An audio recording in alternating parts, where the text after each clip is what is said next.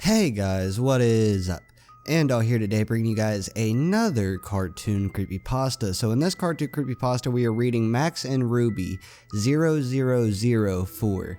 If you guys want to read this, the link will be down in the description below to the story itself. Also, if you guys think you guys are going to enjoy this, be sure to hit that subscribe button below, hit that like button, and also leave a comment in the comment section below telling me what else you guys want to see. Thank you for 6,500 subscribers, by the way. And yeah, so with that said, let's go ahead and get right into this. It says, it was just this Christmas that went by, and things were getting busy. I had to start buying presents for the family.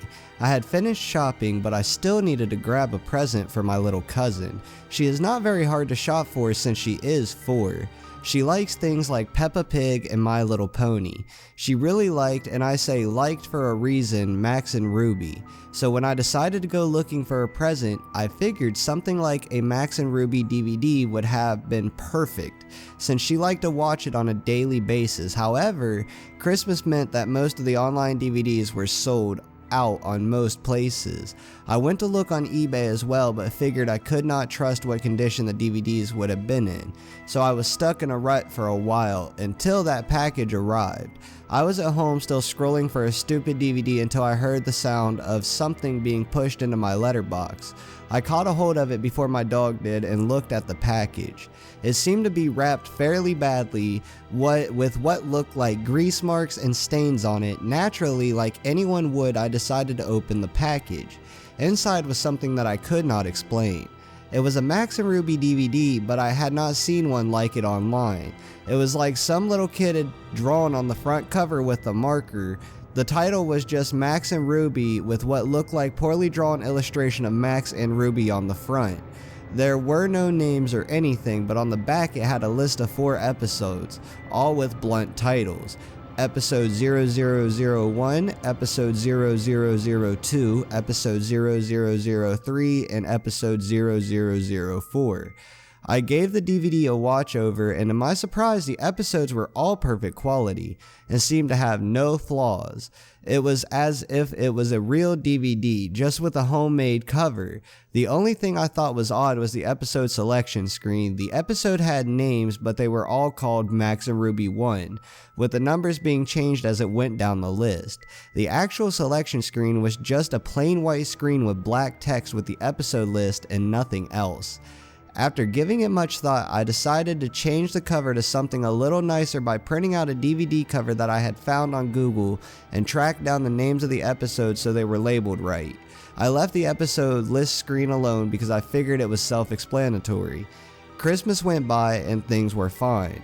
I gave my little cousin her DVD and she was happy with it, although Christmas, but that was only because she had not watched it yet. On Boxing Day, the family had gone out for a meal and left me to babysit my cousin. I was not too bothered about being left at home. I figured now was a good time to put on the DVD for her. I had put the DVD in and let it play, while I was in the kitchen eating my dinner. From what I could hear, she had watched episodes 1 to 3 so far. I was just about to finish off my noodles when I heard my cousin screaming from the other room.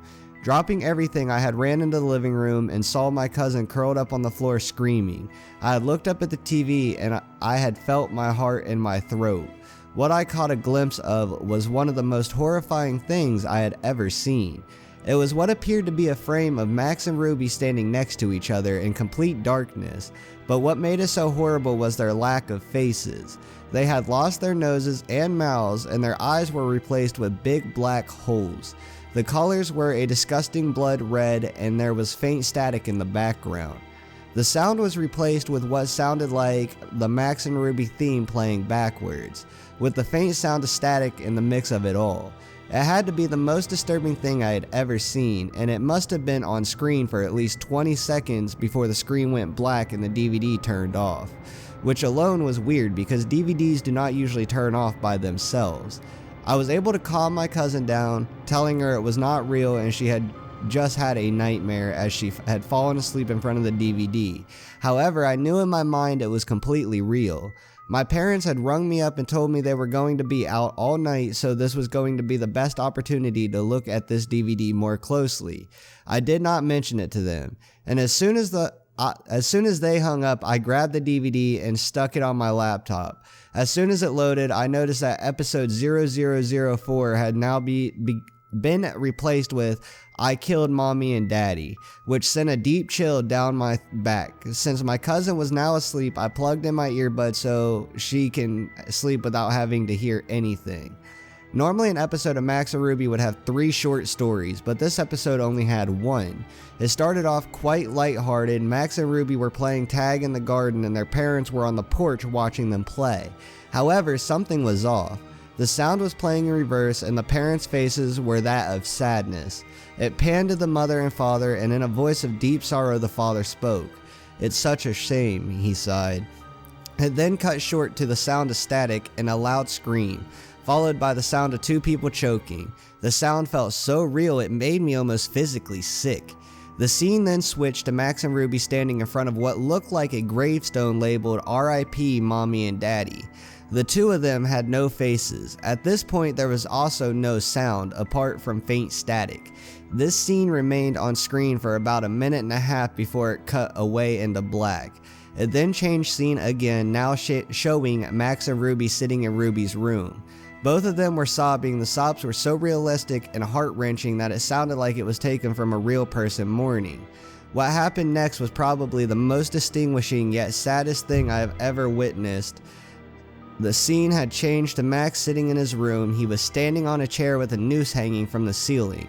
He had brought it around his neck. The scene faded to black and the static got louder. Almost instantly, it then cut to Ruby walking in on her brother. She let out a gut-twisting scream. The camera was panned on her face as the sound of the chair was being kicked and the same choking from before began to play. The picture of Ruby's face stayed on screen for a good 5 minutes.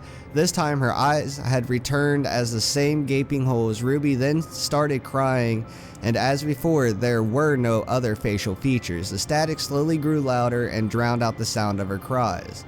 The scene cut to black with the loud static. When the screen returned, Ruby was standing now on her own in the garden by 2 gravestones, one labeled "RIP Mommy and Daddy" and the other "RIP Brother." And she then started to look at the camera with glowing blue pupils to speak to me. Well, whoever's watching this is because you never watched any of me and my brother's episodes. So, one of these days, you will regret this. The screen had faded to black afterwards. At this point, I had already been sick and was sitting all shaken. The episode seemed to have come to an end at last as the Max and Ruby theme song played slowly in reverse. I was about to eject the DVD when the same image came up like it did on the TV. This time, however, there was text above the 2 rabbits that said, "Death is our only release." There were no credits or anything else. It stayed on this for a few seconds before the DVD finally popped out of my laptop. I sat there trying to contemplate what had happened. In my shock and fear, I made the stupid decision to break the DVD up as much as I could before leaving the house. Shoved the pieces down the drain. Thankfully, I kept a few screenshots and saved them to my laptop. The next couple of days went past without anything unusual happening. I had a few nightmares about the DVD, but luckily that was all. My cousin had gone back home along with the rest of the family. It was a late night and my parents had gone out for dinner, leaving me to watch TV. I heard what sounded like someone posting something through the door. At this point, the DVD had left my mind since I had not told anyone about it. However, it all came flooding back when I looked down at the letter in front of me. It was just messily folded up and it read, "Death is our only release." Alright guys, so I hope you guys have enjoyed this video. If you guys have, be sure to hit that subscribe button. Also be sure to leave a like and leave a comment in the comment section down below telling me what other videos you guys would like to see, and I will see you guys in the next video. This has been Andaull and peace out.